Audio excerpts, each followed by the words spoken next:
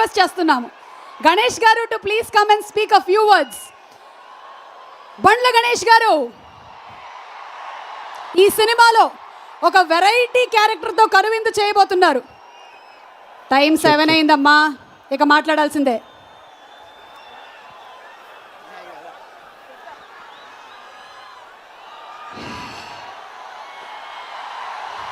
చాలా వెయిటింగ్ అక్కడ, please.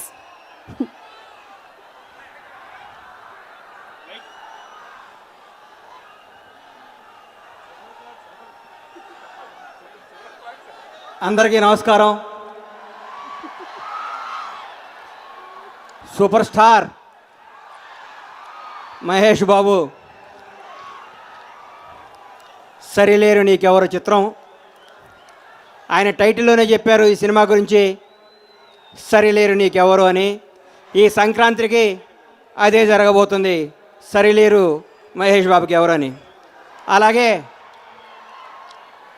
Everest శిఖరం అంత ఎత్తైన మనసున్న మహోన్నత వ్యక్తి మెగాస్టార్ చిరంజీవి గారు ఈ ఆడియో ఫంక్షన్కి అతిథిగా రావటం తెలుగు చలనచిత్ర చరిత్రకి కొత్త సాంప్రదాయాన్ని శ్రీకారం చుట్టిన మహోన్నత వ్యక్తి మెగాస్టార్ చిరంజీవి గారు.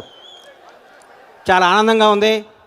నేను ఇంతకుముందు సినిమాలు తీసుకున్నప్పుడు నా సినిమాని, నా హీరోల్ని ప్రమోట్ చేసుకునేవాడిని. కానీ ఈ సినిమాకి నన్ను నేను ప్రమోట్ చేసుకుందాం అనుకుంటున్నాను. ఈ సినిమాలో అనిల్ రావుపూడి నా సొంత తమ్ముడు ఒక గమ్మత్తైన వేషం ఇచ్చారు. ఒకరోజు నిర్మాత నా శిరీష్ శెట్టి గారు ఫోన్ చేసి, తమ్ముడు ఎక్కడున్నావు అన్నాడు. షాద్నగర్లో ఉన్నా అన్న. ఏం చేస్తున్నావు అన్నాడు. కోళ్ళ ఫామ్లో కోడిగుడ్లు ఏరుతున్నా అన్న. తమ్ముడు నీకు ఒక పని చెప్తా చేయాలి అన్నాడు. చెప్పన్నా చేస్తా, కోడిగుడ్లు తెమ్మంటావా హైదరాబాద్ అన్న. కాదు, నేను చెప్పింది నువ్వు కాదనకూడదు అన్నాడు. సరిలేరు నీకెవరు సినిమాలు యాక్ట్ చేయాలి అన్నాడు. చేస్తా అన్నా అని చెప్పా. అనిల్ రావుపూడి గారు, నిర్మాత అనిల్ గారు, అనిల్ రావుపూడి గారిని కలిసినాక వేషం చెప్పారు. మిమ్మల్ని ఎంతో ఎంటర్టైన్ చేస్తుంది, ఇక నుంచి నేను ఎంటర్టైన్ చేయాలి మిమ్మల్ని అని నిర్ణయం తీసుకున్నాను. ఎందుకంటే 30 ఏళ్ల ముందు ఇండస్ట్రీకి వచ్చాను, మేనేజర్గా స్టార్ట్ చేశా, నటుడిగా వేషాలు వేసా, ఒక స్టార్ దయవల్ల ఒక స్టార్ ప్రొడ్యూసర్ని అయ్యాను. ఈ చిన్న టైం గ్యాప్లో చిన్న తప్పు చేశాను.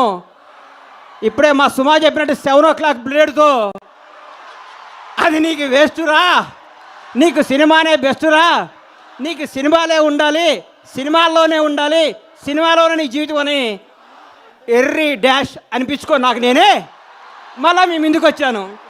Thank you. ఈ అవకాశం ఇచ్చిన నిర్మాత అనిల్ గారికి, నా తమ్ముడు అనిల్ రావుపూడి గారికి, అలాగే దిల్రాజు గారికి, అందరికీ హృదయపూర్వక ధన్యవాదాలు తెలియజేసుకుంటూ, బ్లాక్ బాస్టర్ అవుతాను ఈ సరిలేరు నీకెవరు మహేష్ బాబు కెరియర్లోనే కాదు ఇండస్ట్రీలో నంబర్ 1 సినిమా నిలిచే అవకాశం ఉంది. ఈ సినిమాకి మనస్ఫూర్తిగా చెప్తున్నా. Thank you. మీ అందరి ఆశీర్వాదంతో ఇంకా ఇంకా ఇంకా ఎన్నో సినిమాలు ఎంటర్టైన్మెంట్ చేస్తూ, సినిమాలు తీస్తూ, సినిమా అనే జీవితంగా బతకాలని నిర్ణయించుకున్నాను. Thank you. Yes, new year resolution 2020. Bandla Ganesh గారు, మీరు ఇలాగే సినిమాల్లో కనిపిస్తూ ఉండాలి అని, ఎంటర్టైన్ చేస్తూ ఉండాలి అని మనస్ఫూర్తిగా కోరుకుంటున్నాము. Thank you. Thank you. మొత్తానికి అనుకున్న టైంకి అనుకున్నది జరిగిపోతే హాయిగా ఉంటుంది. So Shreyas media